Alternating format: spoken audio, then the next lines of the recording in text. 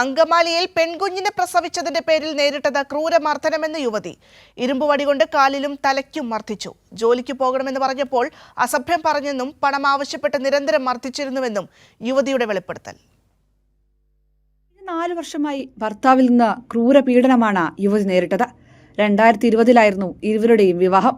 1 വർഷത്തിന് ശേഷം പെൺകുഞ്ഞ് ജനിച്ചതോടെ ഭർത്താവ് നിരന്തരം മർദ്ദിക്കാൻ തുടങ്ങിയെന്ന് യുവതി പറയുന്നു.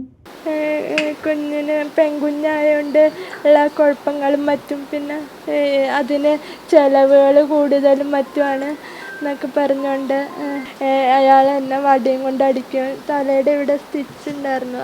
ആശുപത്രി പോയി ചെന്നപ്പോൾ അവരോട് പറഞ്ഞു തല ഫിക്സ് വന്ന് തല കട്ടിലിൽ മുട്ടിയതാണെന്ന് പറഞ്ഞുകൊണ്ട് ഇതായി. സ്ത്രീധനം തന്നതൊന്നും പോരായിരുന്നു, അങ്ങനെയായിരുന്നു. 15 പോരാ, 20 വേണമായിരുന്നു എന്നെ പോലുള്ള ഒരു പെണ്ണിനെന്താവാന്നൊക്കെ പറഞ്ഞുകൊണ്ട് ഇതുവരെ അടിക്കുകയും കുത്തുകയൊക്കെ ചെയ്യായിരുന്നു.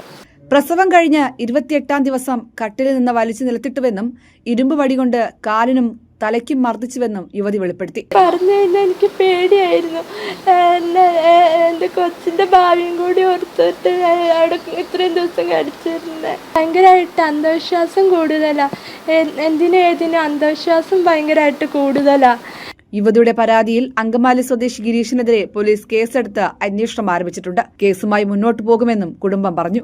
അന്ന് ഇവളോട് വിളിച്ചിട്ട് പറഞ്ഞു, ഇനി ഞാൻ എന്തെങ്കിലും എനിക്ക് സംഭവിച്ചിട്ടുണ്ടെങ്കിൽ അതിന് പൂർണ്ണ ഉത്തരവാദി ഞാൻ മരിക്കുകയുള്ളൂ ഇവിടെ കിടന്നു. മരിച്ചു കഴിഞ്ഞാൽ അതിന് പൂർണ്ണ ഉത്തരവാദി ഇവർ രണ്ടുപേരും ആയിരിക്കും പറഞ്ഞു.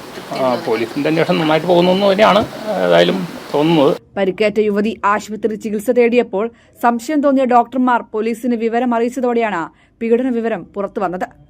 കൈരളി ന്യൂസ്, കൊച്ചി.